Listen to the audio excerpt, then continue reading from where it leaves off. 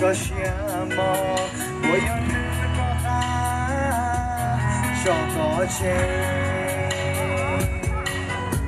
có một điều gì lo chỉ tu xa lòng cho nhỏ đi thao xa trong lo có cu trong lũ con hoàn để cu yêu có lo lũ có chưa cu có bê lo cho ai cu muốn đi đủ có bao lý cha chia chê có trò lo ngã qua mùa trò lòng phía thu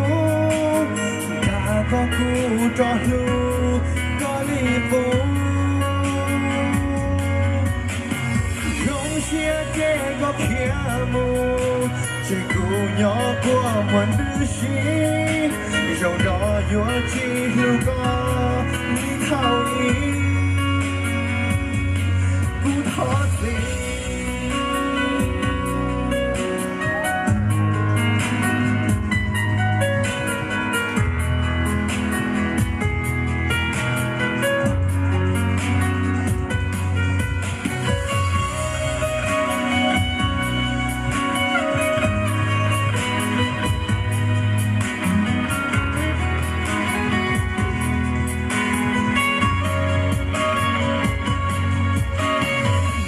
chia chê con trò lo là của mùa trò lần riêng thu là có khu trò lưu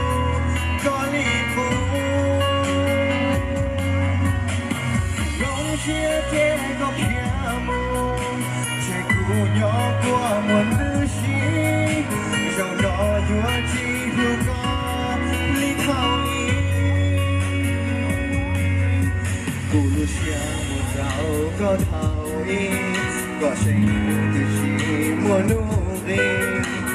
có say cu kê lu như hoa xì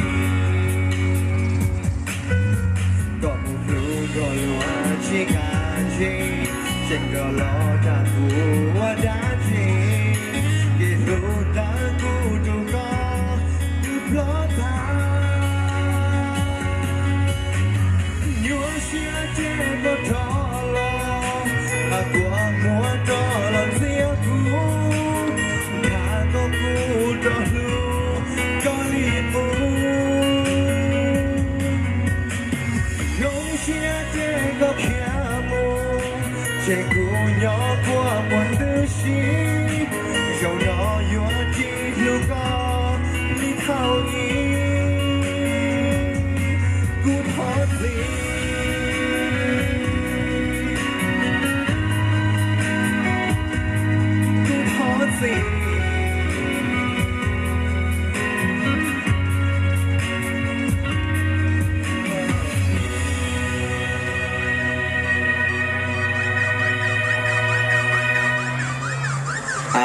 cụ là linh cao ta rồi, để thiên long cụ hậu cụ, đi sang cao chia cụ được vào uất ta, cụ lông bề huệ tia, xa lú chuan thiệt con này rồi.